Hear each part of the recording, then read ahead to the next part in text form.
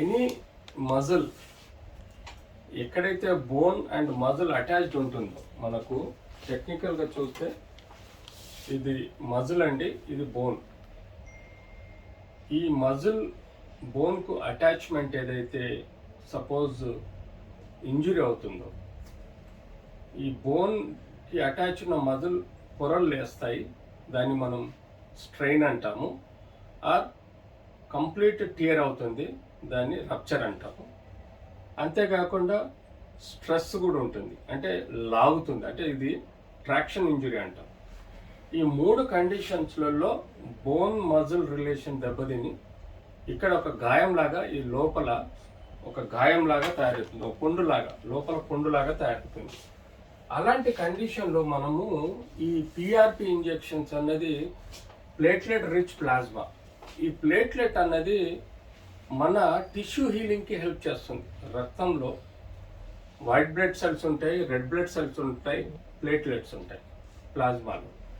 So ఒక quantity of blood మనం తీసుకొని దాన్ని ల్యాబ్లో సెంట్రిఫ్యూజ్ చేస్తాం, ఏసెప్టిక్ కేర్లో, అంటే ప్రాపర్ కేరింగ్లో. సెంట్రిఫ్యూజ్ అంటే ఆ రక్తాన్ని తిప్పుతాం, ఒక ఆర్పిఎం, ఒక స్పీడ్ తోటి తిప్పినప్పుడు ఎర్ర రక్త కణాలు కిందికి ఉండిపోతాయి, తెల్ల రక్త కణాలు ఉండిపోతాయి మధ్యలో. ప్లేట్లెట్స్ అనేవి మాత్రం క్రీమీ కలర్ లేయర్లో పైనకు వస్తుంది అన్నమాట. సో ఈ సెంట్రిఫ్యూజ్ చేసిన బ్లడ్లో ఈ క్రీమిష్ వైటిష్ కలర్లో ఉండే ఫ్లూయిడ్ని మనము తీసుకున్నప్పుడు అందులో ఎక్కువగా మనకు ప్లేట్లెట్స్ ఉంటాయి. ఈ ప్లేట్లెట్స్ వూండ్ హీలింగ్కి, అంటే ఎప్పుడైతే పుండైనా గాయమైనా దాని హీలింగ్కి హెల్ప్ చేస్తుంది. సో ఆ ప్రక్రియను మనం తీసుకొని ఇక్కడ ఎప్పుడైతే రొటేటర్ మజిల్స్ అంటే షోల్డర్లో ఉంటాయి, కాఫ్ మజిల్స్ అంటే మన మోకాలు కింది భాగంలో కాల్లో ఉంటాయి. సో ఈ కాఫ్ మజిల్స్ అనేది చాలా ఇంపార్టెంట్. మనకు ఒక గుండె ఇక్కడ ఉంటే 2 గుండెలు 2 కాళ్ళకు ఉన్నట్టుగా కాఫ్ మజిల్స్ పనిచేస్తాయి. ఎప్పుడైతే కాఫ్ మజిల్స్ పంప్ చేస్తాయో కింద నుంచి రక్తాన్ని మొత్తం పైకి గుండెకు చేర్చేది ఈ 2 కాఫ్ మజిల్స్. అందుకనే మనం అవి 2 గుండెలుగా భావించడం జరుగుతుంది. సో ఎప్పుడైతే ఈ మజిల్స్ మనకు ఈ అటాచ్మెంట్ ఉన్న మజిల్, కాఫ్ మజిల్స్ అటాచ్మెంట్ ఉన్న ఈ కాఫ్ మజిల్స్లో మనకు ఇక్కడ ఈ స్పాట్స్లలో ఎక్కువగా మనకు ఇంజురీ అయ్యే ఆస్కారం ఉంటుంది.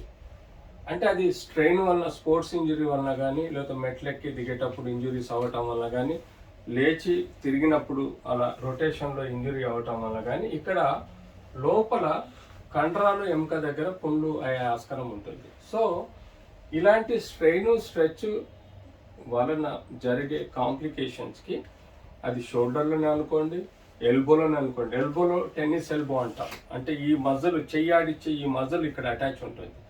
ఇక్కడ కూడా మనకు పొర లేచిపోతుంది ఎముక నుంచి, ఇక్కడ కూడా రొటేటర్ కఫ్లో పొర లేచిపోతుంది.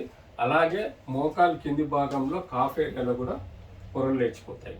ఇలా చాలా చోట్లలో మనకు ఈ కండరం వచ్చి ఎముకకు అటాచ్మెంట్ ఉన్న చోటల్లో మనకు ఈ రప్చరు, ట్రాక్షను, స్ట్రెస్, స్ట్రెయిన్, ఈ 4 రకాల ఇంజురీస్ అవటం వల్ల మనకు పుండ్లు అవుతాయి. లోపల ఇంటర్నల్గా ఒక గాయం ఏర్పడుతుంది, అది బయటికి కనబడుతుంది, కానీ సివియర్ పెయిన్ వస్తుంది, రెడ్నెస్ ఉంటుంది, స్వెల్లింగ్ ఉంటుంది, నడవలేని పరిస్థితిలో ఉంటుంది.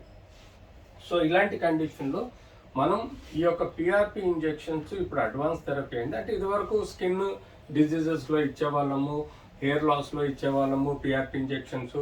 అట్లాగే కొన్ని సర్టెన్ ఈ టిష్యూ మాడిఫికేషన్లో కూడా మనం ఇంజెక్షన్స్ ఇచ్చేవాళ్ళం. కానీ ఇప్పుడు అడ్వాన్స్డ్గా మోకాలో ఇంజెక్షన్, పిఆర్పి ఇంజెక్షన్స్ ఇస్తున్నాం. అలాగే ఈ యొక్క రొటేటర్ కఫ్ ఇంజురీలో కానీ, లేకపోతే క్యాల్కేనియల్ ఇంజురీలో కానీ, ఇతరత్ర టెండాన్ ఇంజురీ, టెన్నిస్ ఎల్బోలో కానీ మనం ఇస్తాం. తద్వారా లోకల్గా కొత్త కణాలను ఉద్భవించి వాటిలోని టిష్యూ జనరేషన్ అయ్యి ఆ గాయాన్ని మాన్పించే ప్రక్రియనే ఈ యొక్క పిఆర్పి ఇంజెక్షన్ ద్వారా మనం చేస్తాము.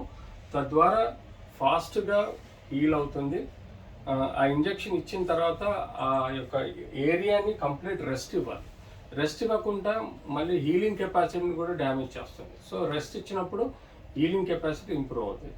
సో అలా చేయగలిగితే మనం కాఫ్ ఈ రొటేటర్ కాఫ్, కాఫ్ మజిల్స్ ఇవన్నీ ప్రక్రియను హీల్ చేయడం వల్ల మనకు తొందరగా రికవర్ అయ్యి పెయిన్ తగ్గిపోయి హ్యాపీగా తన ప్రొఫెషన్ తను చేసుకునే విధంగా ఉంటుంది.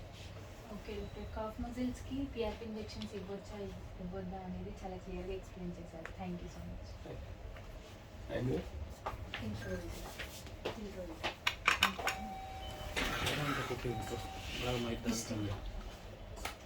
ఏమో కాదా అన్నది